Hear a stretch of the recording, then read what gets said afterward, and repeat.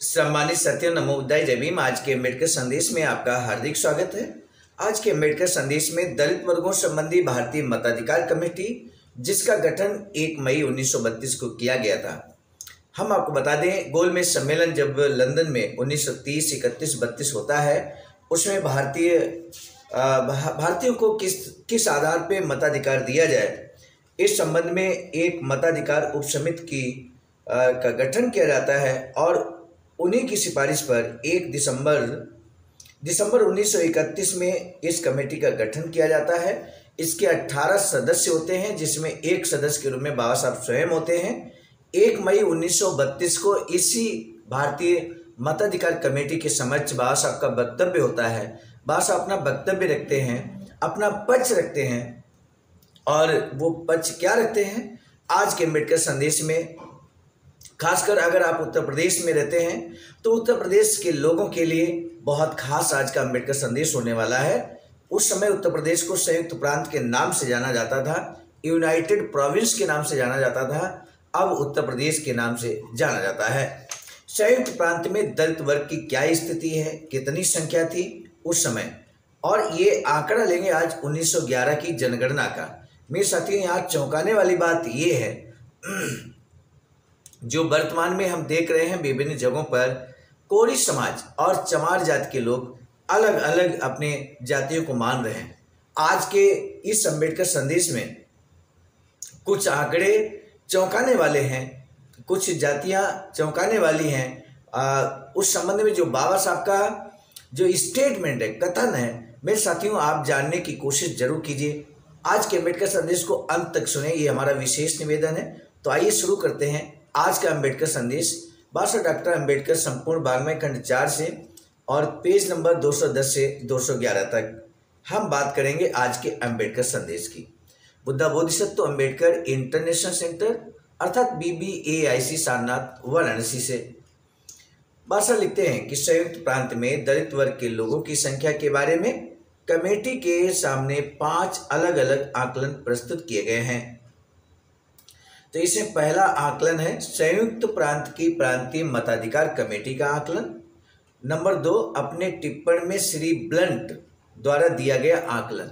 Shri blunt जो थे वो जनगणना अधीक्षक थे मेरे साथियों, 1911 की जनगणना के, इसलिए उनका आकलन बहुत अहमियत रखता है, इसलिए उनके आकलन को यहाँ शामिल किया है बाबा साहब ने। तीसरा आकलन यहाँ पर है जनगणना आयुक्त द्वारा दिया गया आकलन, और चौथा आकलन है संयुक्त प्रांत की सरकार द्वारा दिए गए 2 आकलन। यानी कि संयुक्त प्रांत की जो सरकार है उसने 2 आकलन प्रस्तुत किए और इस तरह से कुल मिलाकर 5 आकलन हो जाते हैं। इन आकलनों के बारे में मैं ये कहना चाहता हूँ, अब बाबा साहब इन चारों आकलनों के बारे में क्या कहना चाहते हैं, यही तो बहुत ही दिलचस्प है। बाबा साहब का विचार यहाँ जानना बहुत जरूरी है। तब बाबा साहब लिखते हैं कि मैं मानता हूं कि श्री ब्लंट के टिप्पणी में काफ़ी बल है। उसका आधार वे तथ्य हैं जो उन्हें उस समय प्राप्त हुए जब 1911 में वह संयुक्त प्रांत के जनगणना अधीक्षक थे। मेरे साथियों, 1911 की जनगणना जब हो रही थी उस समय उत्तर प्रदेश, यानी कि उस समय संयुक्त प्रांत था, संयुक्त प्रांत के जनगणना अधीक्षक थे श्री ब्लंट। उसके साथ गैर सरकारी हिंदुओं की एक अनौपचारिक समिति की राय का वजन भी जुड़ा हुआ है।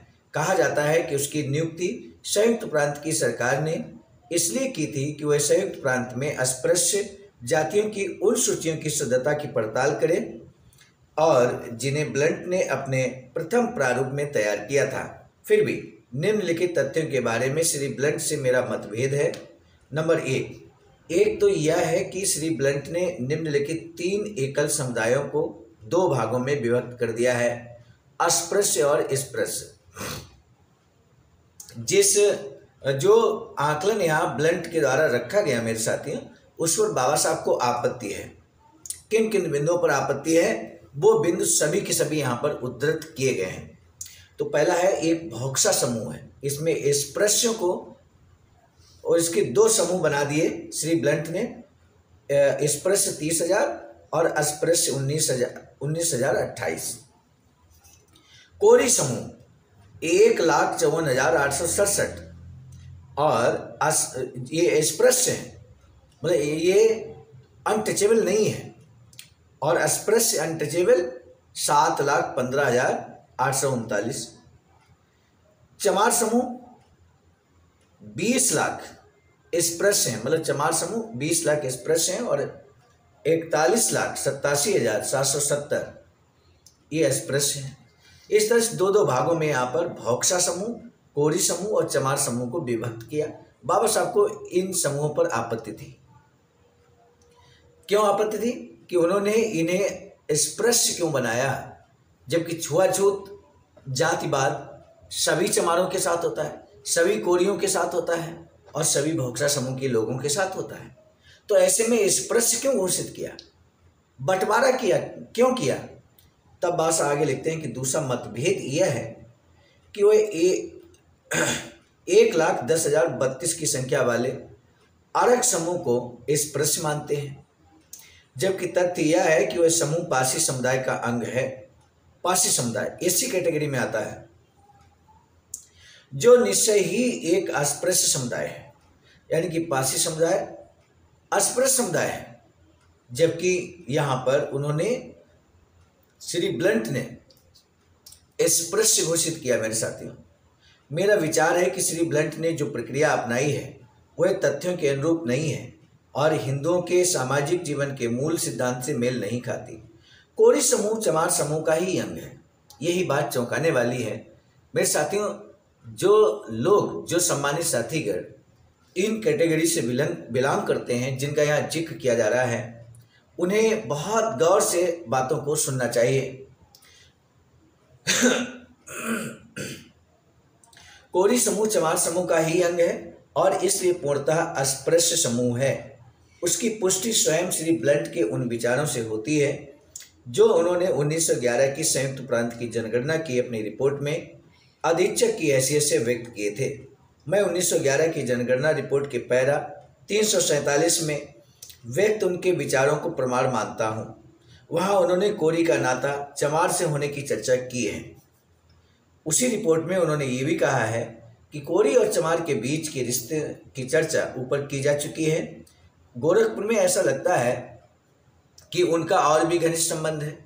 कहा जाता है कि वहाँ कोरी समाज के अलावा कोई चमार नहीं है, लेकिन कोरी चमार स्वयं को चमार नहीं कहता और स्वयं को शुद्ध और सहज कोरी के रूप में प्रस्तुत करने का प्रयास करता है। वह शब्द का गलत उच्चारण करता है जो कोयरी जैसा लगता है। जब गोरखपुर जिले में एक खलासी ने शेष हिंदू नौकरों के साथ चालाकी की और उन्हें अपने हाथ से पानी पिलाया तो उसकी बुरी तरह ठुकाई और पिटाई की गई। अरग समूह के बारे में स्वयं श्री ब्लंट ने अपने टिप्पण में स्वीकार किया है कि लगता है समग्रतः ये जातियां प्रमुख पासी जनजाति की ही प्रजातियां हैं और उन्होंने उन्हें अस्पृश्य माना है। जिन कारणों से श्री ब्लंट ने 20 लाख चमारों के चमार समूह को अस्पृश्यों की श्रेणी से निकाल दिया है, वे उनके टिप्पण की पृष्ठ संख्या 17 पर दिए गए हैं। उन्होंने कहा है कि दूसरी ओर अनेक चमारों ने अधिक स्वच्छ धंधे अपना लिए हैं। यथा जिंगार, मोची और साइस के धंधे, कानपुर और अन्यत्र चमड़े का व्यापार फला फूला है। उसके फलस्वरूप अनेक चमार पैसे वाले हो गए हैं और उनका लक्ष्य रहता है कि वे अपने गांव के बंधुओं से अधिक उचित सामाजिक स्तर प्राप्त कर लें। ऐसे चमारों को प्रायः स्पृश्य माना जाता है। उनमें से अनेक तो अपनी जाति का नाम बदल लेते हैं, जो उतना बुरा नहीं लगता। यथा कोरिल, आयरवार, जटिया, धूसिया और विशेषता जायसवार। मेरे विचार में ऐसे चमारों को जिन्होंने अधिक स्वच्छ धंधे अपना लिए हैं अथवा जो पैसे वाले हो गए हैं, उन्हें श्री ब्लंट ने अस्पृश्यों की श्रेणी से निकालकर नितांत गलत दृष्टिकोण अपनाया है। अस्पृश्यता तथा वर्ण व्यवस्था की एक विशेषता यह है कि किसी व्यक्ति का सामाजिक स्तर उसकी जात के स्तर के साथ बढ़ता या घटता है। हिंदू सामाजिक जीवन का सदा ही यह नियम रहा है कि अस्पृश्य सदा सर्वदा अस्पृश्य ही रहेगा। वह उसका मूल आधार है और वही उसका विभेद उस वर्ग पद्धति से करता है जिसमें किसी व्यक्ति का सामाजिक स्तर उसकी जात के स्तर के साथ घटता या बढ़ता है, बल्कि उसके अपने गुण दोषों के आधार पर घटता या बढ़ता है। हिंदू समाज के जीवन के इस मूल तथा बुनियादी सिद्धांत को ध्यान में रखते हुए श्री ब्लंट के इस विभाजन को अस्वीकार करना ही होगा कि किसी अस्पृश्य मानी जाने वाली जात के कुछ लोग अस्पृश्य हो गए हैं। वस्तुतः ये एक विसंगत अभिव्यक्ति है और उसका तथ्यों से भी मेल नहीं देख पड़ता। ये सच नहीं है कि श्री ब्लंट द्वारा उल्लिखित चमार जात के वर्गों को अस्पृश्य माना गया है अथवा वे मंदिर में प्रवेश कर सकते हैं और सार्वजनिक कुओं से पानी ले सकते हैं। इसके विपरीत श्री ब्लंट के कथन के अनुसार उन्होंने अपने लिए नए नाम खोज लिए हैं ताकि उन्हें अस्पृश्य न समझा जाए। 1911 के लिए संयुक्त प्रांत की अपनी जनगणना रिपोर्ट में भी श्री ब्लंट ने स्वयं इसके उदाहरण दिए हैं। भाग 1 से निम्न अंश में उद्धृत करता हूं। तब बाबा साहब लिखते हैं, इसी प्रकार एक जयसवार चमार कभी भी ये स्वीकार नहीं करेगा कि वह चमार है, बल्कि वह अपनी जाति को केवल जयसवार के रूप में प्रस्तुत करने का प्रयास करता है जो राजपूत समेत अन्य जातियों की उपजाति है। एक बार एक साइस ने मेरे साथ ऐसी ही चालाकी करने की कोशिश की और आगरा जिले के टुंडला नगर में मैंने जयसवारों की पूरी बस्ती देखी। सम्मानित साथियों, आगरा जिला में टुंडला नगर है और वहाँ का जिक्र देखिए बाबा साहब किस तरह से करते हैं। कहते हैं जहाँ पर जांच करने पर पता चला कि वे चमार रेजिमेंट के उन साइसों के वंशज थे जो वहाँ आकर बस गए थे। यदि मेरे दावों को स्वीकार कर लिया जाता है और यदि अस्पृश्य जातियों की संख्या के उस भाग को जिसे श्री ब्लंट ने स्पृश्य मान लिया है अस्पृश्यों के कुल योग में जोड़ दिया जाता है तो संयुक्त प्रांत में अस्पृश्यों के बारे में श्री ब्लंट के आंकड़े 1,14,76,214 हो जाएंगे। जनगणना आयुक्त के आकलन के अनुसार दलित वर्ग के लोगों की संख्या 1,26,00,000 है। यदि कोई और बारीक आकलन किया जाए तो भी और केवल अस्पृश्यों वाली सूची को स्वीकार कर लिया जाए तो इस प्रकार आंकलित दलित वर्ग के लोगों की संख्या 1,10,00,000 से ऊपर ही बैठेगी और वह भी श्री ब्लंट की संख्या के काफी आसपास ही होगी। आज का अम्बेडकर संदेश हम यही रोकेंगे। सम्मानित साथियों, कई महत्वपूर्ण बिंदुओं पर आज बात हुई। अभी ये टॉपिक जारी रहेगा कल के अम्बेडकर संदेश में। आज के जो महत्वपूर्ण प्रश्न है वो है 1911 की जनगणना के जनगणना अधीक्षक कौन थे, ये आपको बताना है। जब 1911 की जनगणना चल रही थी तो संयुक्त प्रांत यानी कि वर्तमान में उत्तर प्रदेश के जनगणना अधीक्षक कौन थे, क्योंकि आज उन्हीं के यहाँ पर वक्तव्य को यहाँ पर शामिल किया गया है, उन्हीं के आंकड़ों को शामिल किया गया आज के अम्बेडकर संदेश में और उसी आधार पर बाबा साहब का विश्लेषण आपने सुना, अंत तक सुना। इसके लिए हम आपका बहुत बहुत साधुवाद ज्ञापित करते हैं। आज के अम्बेडकर संदेश को यहीं रोकेंगे इस निवेदन के साथ कि इस अम्बेडकर संदेश को शेयर करना ना भूलिएगा। आप सभी को बहुत बहुत साधुवाद। अब दीजिए इजाजत, आप सभी को सादर नमो बुद्धाय, जय भीम। सम्मानित साथियों, हम एक महत्वपूर्ण बात बताना उचित समझते हैं। बाबा साहब की अधूरी इच्छा के अनुरूप एक वैचारिक सेंटर निर्माणाधीन है सारनाथ वाराणसी में, जहां पर 14,000 स्क्वायर फीट जमीन परचेज कर ली गई है ring road green city Faridpur Sarnath में। वैचारिक सेंटर के प्रशासनिक ब्लॉक का निर्माण कार्य कंप्लीट हो चुका है। शानदार बेहतरीन प्रशासनिक ब्लॉक का निर्माण पूर्ण हो चुका है। आगे अब मुख्य भवन को बनाने की बारी हम सबकी है और इस हेतु आप दिए गए अकाउंट नंबर पर अपना अमूल्य योगदान कर सकते हैं। आज का अम्बेडकर संदेश हम लेकर उपस्थित हुए थे मिशन नायक बुद्ध मित्र मुसाफिर सर, राष्ट्रीय अध्यक्ष आवाज का नई दिल्ली की प्रेरणा में। प्रस्तुत करता क्रम मैं स्वयं सर्वजित आर्य, राष्ट्रीय मीडिया प्रभारी, IT सेल आवाज का नई दिल्ली। मिलेंगे नए डॉक्टर अम्बेडकर संदेश में, तब तक दीजिए इजाजत। आप सभी को सादर नमो बुद्धाय, जय। सम्मानित साथियों, यदि आप हमारे इस चैनल आवाज का ऑफिशियल, जिस पर नियमित सुबह 5 बजे डॉक्टर अम्बेडकर संदेश आपको मिलता है, आप हमारे इस चैनल को सपोर्ट करना चाहते हैं तो हमारा आपसे निवेदन है कि आप हमारे इस चैनल को सब्सक्राइब कर लें, वीडियो को शेयर, लाइक, कमेंट जरूर करें।